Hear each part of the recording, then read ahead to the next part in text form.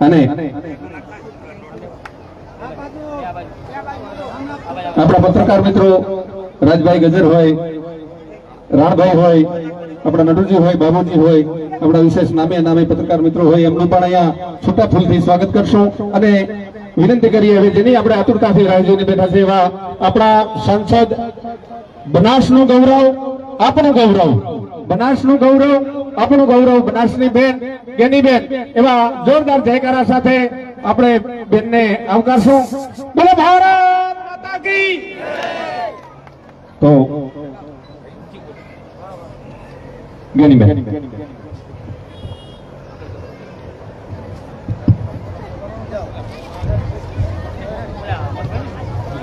બોલો ચામુંડા માતાની.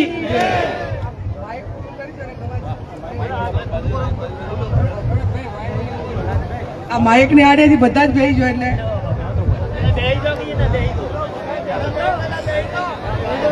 નટુજી આ બાજુ છે, આ બાજુ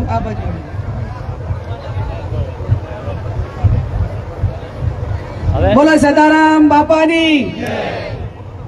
આજે આ કોતરવાડા ગામની પવિત્ર ભૂમિ ઉપર લોકસભાની ચૂંટણી પત્યા પછી પ્રથમ વખત આભાર વ્યક્ત કરવા માટે અને ગામ લોકોના આયોજનના અનુસંધાને અભિવાદન કાર્યક્રમમાં ઉપસ્થિત છે એવા જિલ્લા કોંગ્રેસ સમિતિના પ્રમુખ આદરણીય ભરતસિંહજી વાઘેલા, ભાઈ શ્રી ઠાકરસિંહભાઈ, માજી ધારાસભ્ય શિવાભાઈ, બીકે જોશી સાહેબ, ઢેગાભાઈ, ભાઈ ભલજીભાઈ, બળવંતજી, ઈશ્વરભાઈ, વરિષ્ઠ સૌ સ્ટેજ ઉપર બિરાજમાન આગેવાનો, કોતરવાડા ગામના આમંત્રણને માન આપીને વધારેલ સૌ મહેમાનશ્રીઓ, વડીલો, યુવાન ભાઈઓ અને સમગ્ર કોતરવાડા ગામના સૌ વરિષ્ઠ આગેવાનો, વડીલો, યુવાન ભાઈઓને માતૃશક્તિ આપ સૌ મીડિયાના ભાઈઓ, સૌ પ્રથમ તો આપ સૌનો હૃદયપૂર્વક આભાર માનું છું અને સ્ટેજ ઉપર બિરાજમાન સૌ કોંગ્રેસના વરિષ્ઠ આગેવાનોનો જેમણે યોદ્ધા તરીકે રાત દિવસ મહેનત કરીને કોતરવાડા ગામને ગૌરવ અપાવ્યું એ બદલ કોતરવાડા ગામ વતી સ્ટેજ ઉપર બિરાજમાન સૌનો હૃદયપૂર્વક આભાર માનું છું.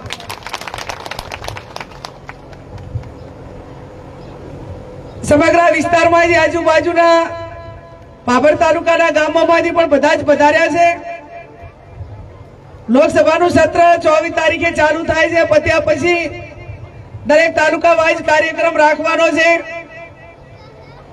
પણ આ વખતે શરૂઆત કોતરવાડાથી કરી હતી. પહેલી જુવારું માગવાની એટલે કીધું દીદીને પણ પહેલા ઘરે જઈએ ને પછી આખા જિલ્લામાં કાર્યક્રમો કરીએ. એટલે જુવારું ખૂબ સારું આવ્યું છે 18 વર્ષ પછી. એટલે ખૂબ આમાં ભેડીનામો કરીને હક કરીને દબાણપૂર્વક ભાગ માગો એના કરતા રાહદીપે માગો તો હારો મળે એ અનુભવ આ વખતે થયો છે. એટલે રાહદીપે ભાઈ ભાગ કરતા પણ ઘણું હાર્યું છે. હૃદયપૂર્વક ખૂબ આભાર માનું છું. આખા વિસ્તારમાં પ્રચારમાં ગઈ ત્યારે આ વિસ્તારમાં બધે જ મેં કીધું હતું કે હું આ કુવાસી તરીકે નહીં પણ એક વહુવાર તરીકે તમારી પાસે જુવારું માગવા આવી છું. વિવેકપૂર્વકની વાત અને વિવેકપૂર્વકનો જ્યારે આદર મળ્યો હોય ત્યારે ભાઈ ઠાકરસિંહભાઈએ કહ્યું કે આ ગૌરવ એ સમગ્ર બનાસકાંઠાની 18 આલમ 36 કોમે, ચાહે ઠાકોર સમાજ હોય કે કોતરવાડા ગામ હોય, તમને બીજા સમાજોએ મોટા કર્યા છે. 18 આલમ 36 કોમે તમે 5 વર્ષે જ્યાં સુધી આ તમામનું ઋણ ના ઉતરે ત્યાં સુધી આ 5 વર્ષ તો નહીં પણ પ્રસંગોપાત જ્યારે પણ બીજા સમાજનું ઋણ અદા કરવાનું હોય ત્યારે ઠાકોર સમાજની કોતરવાડાની વિશેષ જવાબદારી થાય છે. તમને કોઈક વેત નમી હોય તો કાલે હાથ નમવાની જવાબદારી તમે બધા ઋણ ઉતારજો એવી પણ આપ સૌને મારી બે હાથ જોડીને વિનંતી. રાજકારણ એક ચડાવ ઉતારનો ભાગ છે, હાર જીત એ પણ એક લોકશાહીનો ભાગ છે. પણ આ ચૂંટણી એ અનેક પડકારો સામે બનાસકાંઠાના ગરીબ ને મધ્યમ વર્ગના લોકો લડ્યા છે. ઠાકોર સમાજ તો લડે, એમનો પોતાનો સમાજ હોય, પ્રસંગ હોય, પહેલી વખત ટિકિટ મળી હોય, પણ ઠાકોર સમાજ બીજા સમાજ પાસે જ્યાં જઈને વિનંતી કરી કે અમને પહેલી વખત ટિકિટ મળી છે, અમે તમને 75 વર્ષ સુધી વોટ આપ્યા છે અને ભવિષ્યમાં પણ આપશું. એક પણ સમાજે ઠાકોર સમાજને ખાલી હાથે નથી મૂક્યો. જે મળે એની જેટલી બને એટલી મદદ એ ઠાકોર સમાજની વિનંતીને ગ્રાહ્ય રાખીને બીજા સમાજે કરી છે. ત્યારે આપ સૌને મારી વિનંતી કે આ રાજકારણ એક લાંબા સમય એક આ સમીકરણ કાયમી રહે અને અમે તો આપણે બધા એ લોકશાહીને માનવા વાળા. આપણે 30,000 વોટે જીત્યા, પણ 1.5 લાખ થી વધારે વોટે જીતવાના હતા. સામે સંસાધનો હોવાના કારણે, વહીવટી તંત્ર એમના હાથમાં હોવાના કારણે ચૂંટણી લડતો સમાજ રાજકીય રીતે ખૂબ કુશળ હોવાના કારણે ક્યાંક દબાવની રાજનીતિને આગળ ધરીને જ્યાં એમના ગામ હતા અહીંયા 85 થી 98% વોટ કરાવ્યા. જે ગામોની અંદર બીજા સમાજો રહેતા હતા એમના વતી પણ એમણે વોટ કર્યા. હું અભિનંદન આપું છું કોતરવાડા ગામને કે તમે એ લોકશાહીના દર્શન કરાવ્યા. આજુબાજુ જીબડા હોય, કોતરવાડા હોય, ફાપરાળી હોય, ફૂલપરા હોય, પણ એક વચ્ચે નાનું કોતરવાડા નેડીમાં 200 વોટ ચૌધરી સમાજના હોય, પણ એને પણ લોકશાહી ઢબે ખુલ્લા દિમાગથી વોટ તમે કરવા આપો એ હું તમને કોતરવાડાને અભિનંદન આપું કે તમે સાચી લોકશાહીના દર્શન કરાવ્યા. એમનો અધિકાર છે વોટ કે આપવા. તો તમે પછી પચાતને એમ કીધું હોત કે આ વખતે અમારા ઉપર લાગણી રાખો, વોટ કરો અથવા ના કરો, જે કરવું હોય એ કરી શકો, પણ તમે સાચી લોકશાહી ઢબે ચૂંટણી લડ્યા છો. ત્યારે હું આશા રાખું કે આવનાર સમયની અંદર તેમ ઠાકોર સમાજે તમામ સમાજને નાના ઓછી વસ્તી ધરાવતું ગામ હોવા છતાં આખા જિલ્લાની અંદર લોકશાહી ઢબે વોટ કરવા દીધા.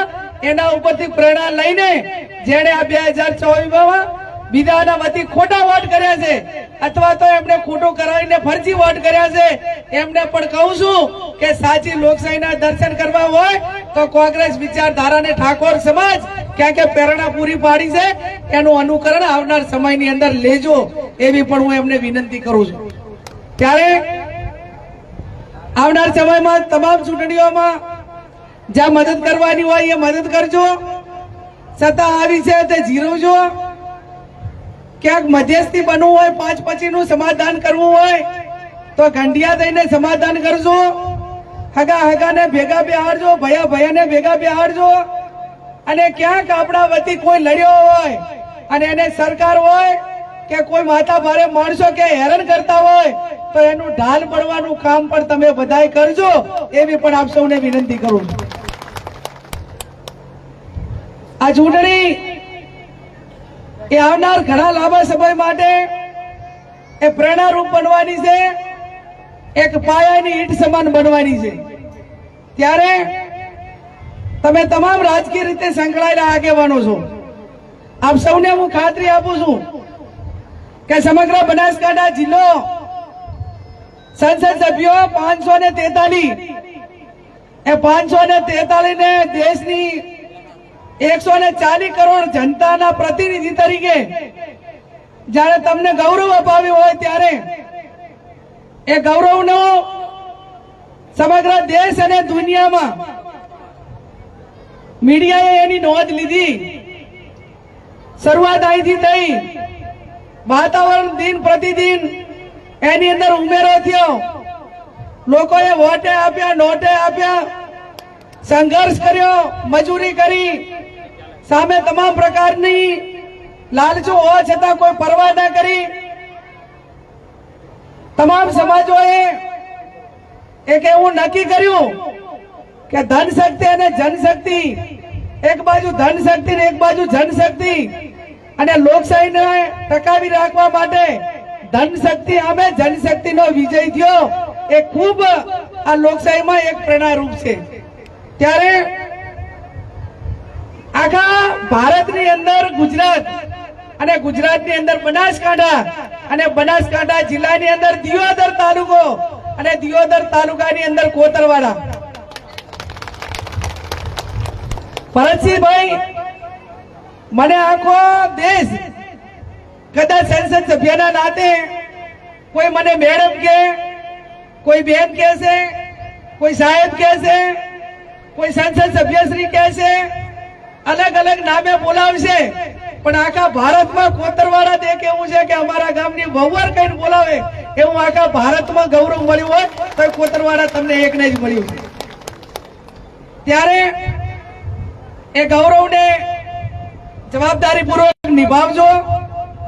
હું પણ આપ સૌને ખાતરી આપું છું, સમગ્ર નેતૃત્વને અને આપ સૌ વડીલોને, કે સંસદ સભ્ય પંચાયતથી કરીને પાર્લામેન્ટ સુધી 28 વર્ષના રાજકારણના ગાળામાં જે મારાથી થતું સમાજનું કામ, શહેર સંબંધીનું કામ, સારા માટા પ્રસંગોમાં મારી હાજરી, શિક્ષણથી કરી વ્યસન મુક્તિથી કરીને તમામ કામો આ 28 વર્ષમાં મારાથી થાય એટલા કરવા માટેના પ્રયત્નો કર્યા છે.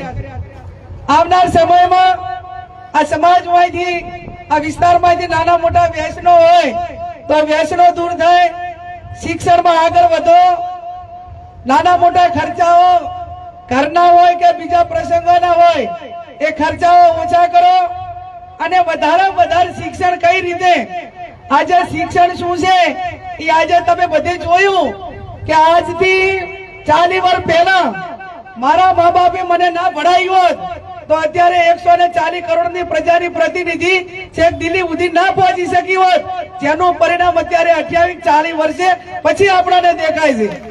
આજે તમે જે વાવેતર કરશો એ તમારી પેઢીનું પરિણામ એ 25-30 વર્ષ પછી મળશે અને 25-30 વર્ષ પછી એ શિક્ષણ રૂપી જે ભાથું છે તમારા ભાઈ મિલકતમાં ભાગ પડશે, પણ શિક્ષણમાં કોઈ પ્રકારના ભાગ પડવાના નથી. શિક્ષણની સાથે સંસ્કારો આપજો. એકલું શિક્ષણ પણ નહીં, પણ એની સાથે સંસ્કારો પણ જરૂરી છે. ભાઈચારાની ભાવના રાખજો.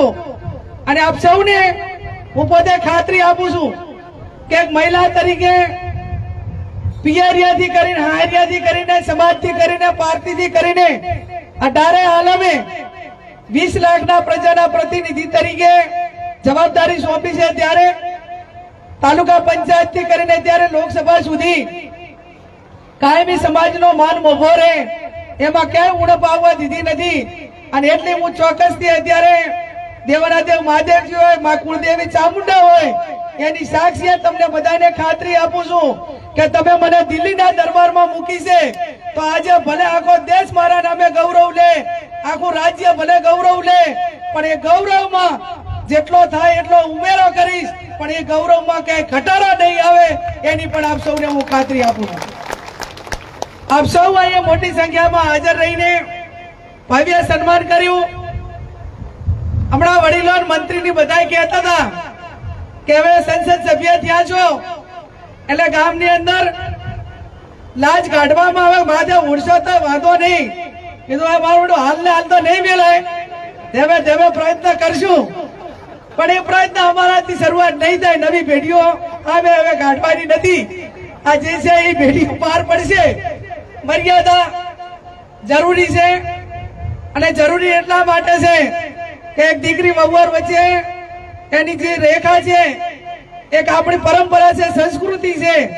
એ સંસ્કૃતિ લાજ કાઢવા કરતા લાજ રાખવા માટેની ખૂબ જરૂર છે.